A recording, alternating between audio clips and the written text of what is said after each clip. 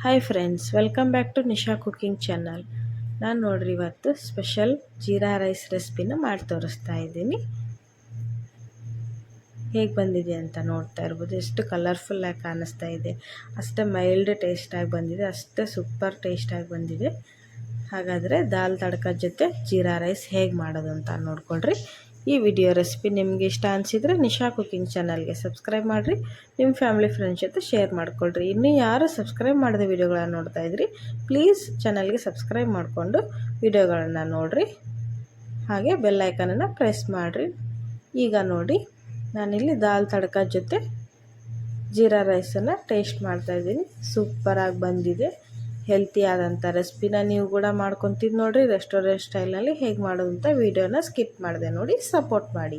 ಹಾಗಾದರೆ ಇಲ್ಲಿ ನೋಡಿರಿ, ನಾನು 1 ಗ್ಲಾಸಷ್ಟು ರೈಸನ್ನು ಬಾಯ್ಲ್ ಮಾಡಿ ತೊಗೊಂಡಿದ್ದೀನಿ. ಅಂದರೆ ಉದುರಾಗಿ ಮಾಡ್ಕೊಳ್ರಿ ಸ್ವಲ್ಪ. ಆಮೇಲೆ 1 ಉಳ್ಳಾಗಡ್ಡಿ, 4-5 ಹಸಿಮೆಣಸಿನ್ಕಾಯಿನ ತೊಗೊಂಡಿದ್ದೀನಿ. ಆಮೇಲೆ ಇಲ್ಲಿ ನೋಡಿರಿ, ಒಂದು ಅರ್ಧ ಸ್ಪೂನಷ್ಟು ನಾನು ಶಾಜೀರಾ ತೊಗೊಂಡಿದ್ದೀನಿ. ಆಮೇಲೆ 2 ಸ್ಪೂನಷ್ಟು ಜೀರಿಗೆನ ತೊಗೊಂಡಿದ್ದೀನಿ. ಮಾಮೂಲಿ ನಾವು ಒಗ್ಗರಣೆ ಹಾಕ್ತೀವಲ್ಲ, ಆ ಜೀರಿಗೆನ 2 ಸ್ಪೂನ್ ತೊಗೊಂಡಿದ್ದೀನಿ. ಅರ್ಧ ಸ್ಪೂನಷ್ಟು ನಾನು ಶಾಜೀರಾನ ತೊಗೊಂಡಿದ್ದೀನಿ. ನೀವು ರೈಸ್ ಕ್ವಾಂಟಿಟಿ ನೋಡಿಕೊಂಡು ಜೀರಿಗೆನ ತೊಗೋಬೇಕಾಗುತ್ತೆ. ಇಲ್ಲಿ ನಾನು 1 ಗ್ಲಾಸ್ ರೈಸನ್ನು ಮಾಡ್ತಾಯಿದ್ದೀನಿ, ಹಾಗಾಗಿ ನಾನಿಲ್ಲಿ 2.5 ಸ್ಪೂನಷ್ಟು ಜೀರಿಗೆನ ತೊಗೊಂಡಿದ್ದೀನಿ. ಜೀರಿಗೆ ಹಾಕಿದಷ್ಟು ಚೆನ್ನಾಗಿರುತ್ತೆ ಟೇಸ್ಟ್ ಇದು. ಈಗ ನೋಡಿರಿ, ರೈಸನ್ನು ಮಾಡೋಣ. ಕಡಾಯಿ ಬಿಸಿ ಮಾಡಿಬಿಟ್ಟು 2 ಸ್ಪೂನಷ್ಟು ಎಣ್ಣೆ ಹಾಕಿ, ಎಣ್ಣೆನ ಓವರ್ ಹೀಟ್ ಮಾಡೋಕ್ಕೆ ಹೋಗಬೇಡಿ, ತುಂಬ ಬಿಸಿ ಮಾಡೋಕ್ಕೆ ಹೋಗಬೇಡ್ರಿ, ಸ್ವಲ್ಪ ಬಿಸಿ ಆದರೆ ಸಾಕು. ಇದಕ್ಕೆ ನಾವೀಗ ತೊಗೊಂಡಂಥ ಜೀರಿಗೆನ ಹಾಕ್ತಾಯಿದ್ದೀನಿ. ನೋಡಿರಿ, ಸ್ವಲ್ಪ ಜೀರಿಗೆ ಹಾಕಿದ ತಕ್ಷಣ ಹೀಗೆ ಫ್ರೈ ಆಗಬೇಕು, ಏಕದಮ್ ಸಿಡಿಯೋಕ್ಕೆ ಹೋಗಬಾರ್ದು. ಅವು ಲೋ ಫ್ಲೇಮ್ ಇಟ್ಕೊಂಡು ಸ್ವಲ್ಪ ಬಿಸಿನಲ್ಲಿ ಈ ಥರ ಜೀರಿಗೆನ ಫ್ರೈ ಮಾಡಿಕೊಡ್ರಿ. ಯಾಕೆ ಹೀಗೆ ಹೇಳ್ತಾ ಇದ್ದೀನಿ ಅಂದರೆ, ನಾವು ತುಂಬ ಬಿಸಿ ಮಾಡಿಬಿಟ್ಟು ಜೀರಿಗೆನ ನಾವು ಫ್ರೈ ಮಾಡಿಬಿಟ್ರೆ ಅದು ಕಹಿ ಆಗುತ್ತೆ, ಆಮೇಲೆ ರೈಸು ಚೆನ್ನಾಗಿ ಬರಲ್ಲ. ಈ ಜೀರಿಗೆನ ಫ್ರೈ ಮಾಡ್ಕೊಳ್ಳೋದ್ರಲ್ಲೇ ಜೀರಾ ರೈಸ್ ಟೇಸ್ಟು ಸೂಪರಾಗಿ ಬರುತ್ತೆ. ನೋಡಿರಿ, ಈ ಥರ ಫುಲ್ ಲೋ ಫ್ಲೇಮಲ್ಲಿ ಇಡಬೇಕು. ತುಂಬ ಕಡಿಮೆ ಹೀಟ್ನಲ್ಲಿ ನೀವು ಇದನ್ನು ಬೇಯಿಸಿದರೆ ಚೆನ್ನಾಗಿ ಬರುತ್ತೆ.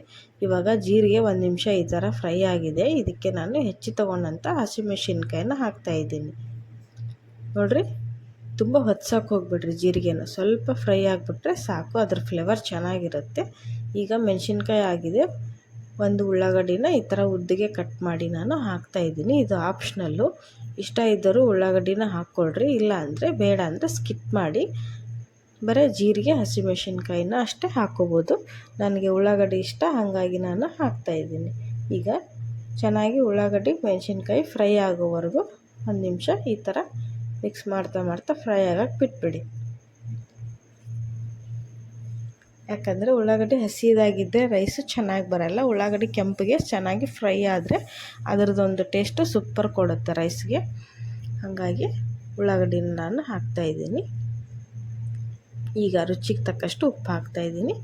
ಉಪ್ಪು ಹಾಕಿಂದ ಉಳ್ಳಾಗಡ್ಡಿ ಬೇಗ ಫ್ರೈ ಆಗುತ್ತೆ.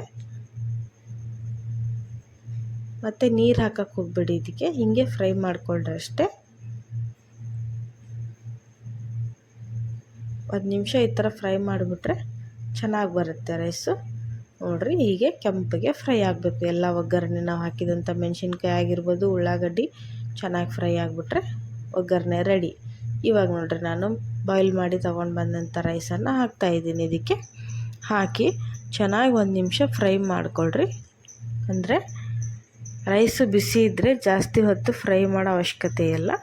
ರೈಸ್ ತಣ್ಣಗಾಗಿದ್ದರೆ 1 ನಿಮಿಷ ಈ ಥರ ಫ್ರೈಡ್ ರೈಸ್ ಮಾಡ್ತೀವಲ್ವ, ಆ ಥರ ಮಿಕ್ಸ್ ಮಾಡ್ತಾ ಫ್ರೈ ಮಾಡಿಕೊಂಡ್ರೆ ಟೇಸ್ಟು ಸೂಪರಾಗಿ ಬರುತ್ತೆ.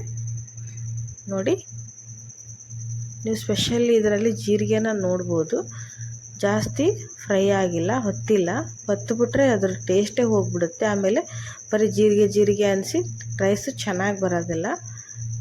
ಈ ಥರ ಮಾಡ್ಕೊಂಬಿಟ್ರೆ ನೋಡಿರಿ ಸೂಪರಾಗಿ ಬರುತ್ತೆ. ಎಷ್ಟು ಪ್ಲೇನಾಗಿ ಕಾಣಿಸ್ತಾ ಇದೆ ಅಷ್ಟೇ ಚೆನ್ನಾಗಿ ಬಂದಿದೆ ಟೇಸ್ಟು. ಈ ಥರ ಒಂದ್ಸರಿ ನೀವು ಮಾಡ್ಕೊಂಡು ನೋಡಿರಿ. ಇಷ್ಟ ಅನಿಸಿದರೆ ನಾನು ಹೇಳ್ದಂಗೆ ನಿಶಾ ಕುಕಿಂಗ್ ಚಾನಲ್ಗೆ ಸಬ್ಸ್ಕ್ರೈಬ್ ಮಾಡಿರಿ. ಹೀಗೆ ಒಳ್ಳೊಳ್ಳೆ ರೆಸಿಪಿಗಳನ್ನು ನಾನು ನಿಮ್ಮ ಜೊತೆ ಶೇರ್ ಮಾಡ್ಕೊತಾ ಇರ್ತೀನಿ ಅಂತ ಹೇಳ್ತಾ ಇದ್ದೀನಿ. ಇಲ್ಲಿ ನೋಡಿರಿ ಹೇಗೆ ಬಂದಿದೆ ಅಂತ. ಜೀರಿಗೆ ಫ್ರೈ ಆಗಿದ್ದು ನಾನು ನಿಮಗೆ ತೋರಿಸ್ತಾ ಇದ್ದೀನಿ. ಇದರಲ್ಲಿ ನಾವು ಎಣ್ಣೆನ ಓವರ್ ಹೀಟಾಗಿ ಮಾಡಿ ಹಾಕಿಬಿಟ್ರೆ ಜೀರಿಗೆ ಉಬ್ಬಿ ಬಿಡುತ್ತೆ, ಅದು ಉಬ್ಬಿ ಚೆನ್ನಾಗಿ ಬರಲ್ಲ ಟೇಸ್ಟ್, ಏಕದಮ್ ಹೊತ್ತಿದ್ದ ಟೇಸ್ಟ್ ಬರುತ್ತೆ. ಈ ಥರ ನೀವು ಮೀಡಿಯಮ್ ಫ್ಲೇಮಲ್ಲಿ ಅಂದರೆ ಲೋ ಫ್ಲೇಮಲ್ಲಿ ನೀವು ಈ ಥರ ಫ್ರೈ ಮಾಡಿಕೊಂಡ್ರೆ ಟೇಸ್ಟು ಚೆನ್ನಾಗಿ ಬರುತ್ತೆ. ಈಗ ರೈಸ್ಗೆ ನಾನು ಕೊತ್ತಂಬರಿ ಸೊಪ್ಪನ್ನು ಹಾಕ್ತಾಯಿದ್ದೀನಿ ಮೇಲೆಯಿಂದ ಹಾಕಿ ಮತ್ತೆ ಒಂದು ನಿಮಿಷ ಈ ಥರ ಫ್ರೈ ಮಾಡಿಬಿಟ್ರೆ ರೈಸ್ ರೆಡಿ. ಕ್ವಿಕ್ಕಾಗಿ ನೋಡಿರಿ, ನೀವು ಡಿನ್ನರ್ಗೆ ಲಂಚ್ ಬಾಕ್ಸಿಗೆ ಹಾಕ್ಬೋದು, ಬ್ರೇಕ್ಫಾಸ್ಟ್ ಯಾವುದಕ್ಕಾದ್ರೂ ನೀವು ಇದನ್ನು ಮಾಡ್ಕೊಂಡು ತಿನ್ಬೋದು. ಮೇನ್ ಎಸಿಡಿಟಿ ಗ್ಯಾಸ್ಟ್ರಿಕ್ ಆದಾಗ ಸಹಿತ ಇದನ್ನು ತಿಂದ್ಬಿಟ್ರೆ ಚೆನ್ನಾಗಿರುತ್ತೆ. ಇಷ್ಟೇ ತಿಂದರೆ ಸೂಪರಾಗಿರುತ್ತೆ. ನೋಡಿ ಯಾವ ಥರ ಬಂದಿದೆ ಅಂತೇಳಿ. ಅಷ್ಟೇ ಚೆನ್ನಾಗಿದೆ ಫ್ರೆಂಡ್ಸ್, ನೀವು ಕೂಡ ಟ್ರೈ ಮಾಡಿರಿ. ನಾನಿವತ್ತು ಈ ಜೀರಾ ರೈಸ್ನ ದಾಲ್ ತಡ್ಕ ಜೊತೆ ಸರ್ವ್ ಮಾಡ್ತಾಯಿದ್ದೀನಿ. ಈ ದಾಲ್ ತಡ್ಕ ರೆಸಿಪಿನ ನಾನು ನಿಮಗೆ ಆಲ್ರೆಡಿ ಶೇರ್ ಮಾಡಿದ್ದೀನಿ ಫ್ರೆಂಡ್ಸ್. ಅದರಲ್ಲಿ ನೋಡಿರಿ, ನೀವು ನೋಡಿ ಈ ರೈಸ್ ಜೊತೆ ನೀವು ಟ್ರೈ ಮಾಡ್ಬೋದು ದಾಲ್ ತಡ್ಕ ಮತ್ತು ಜೀರಾ ರೈಸ್ನ.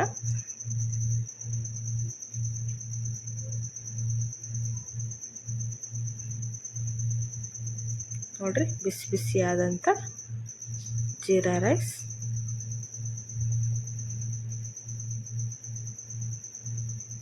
ಆಮೇಲೆ ಬಿಸಿ ಬಿಸಿಯಾದಂಥ ಸಖತ್ ಟೇಸ್ಟಿಯಾಗಿ ಖಾರವಾಗಿರುವಂಥ ದಾಲ್ ತಡ್ಕ ಜೊತೆ ಸೂಪರ್ ಕಾಂಬಿನೇಷನ್ ಅಂತ ಹೇಳ್ಬೋದು.